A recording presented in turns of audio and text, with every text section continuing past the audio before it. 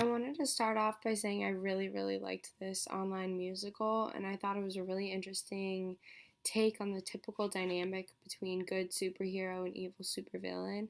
It humanized the villain in a super unique way that I haven't seen before by portraying him as an awkward nerd who was actually, in my mind, a nice guy deep down.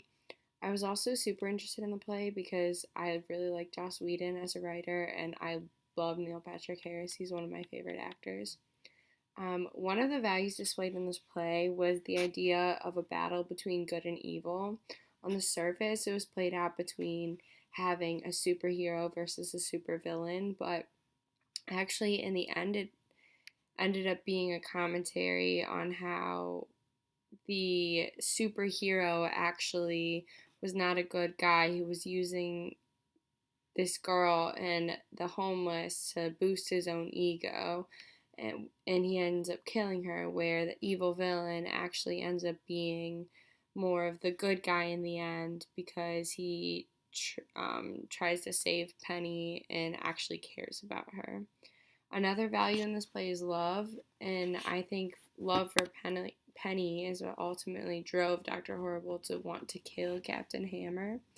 And because Captain Hammer was just using the girl he loved, and he needed to get revenge for that, and so that his love is kind of what spurred the action in this play.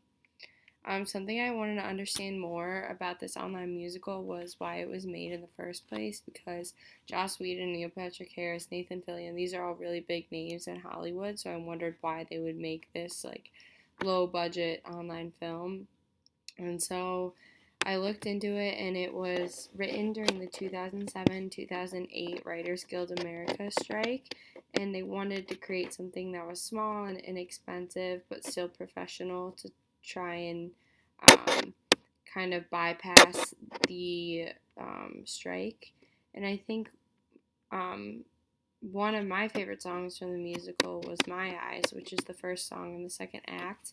And in this song, it alternates between Dr. Horrible singing about how miserable human society is, and um, Penny, who's singing about how there's good in everyone, and she's really optimistic. And so I think these two characters are really foils for each other in this song because it brings out like the goodness in Penny, and you can see Dr. Horrible becoming more and more evil in this song.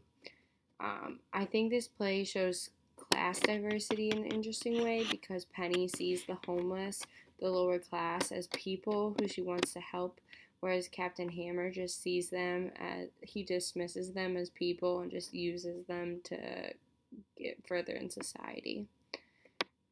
My questions are: what do you think the last shot of Doctor Horrible means, and also, do you ultimately think that Captain Hammer was the villain or the hero? And do you think Dr. Horrible was the villain or the hero?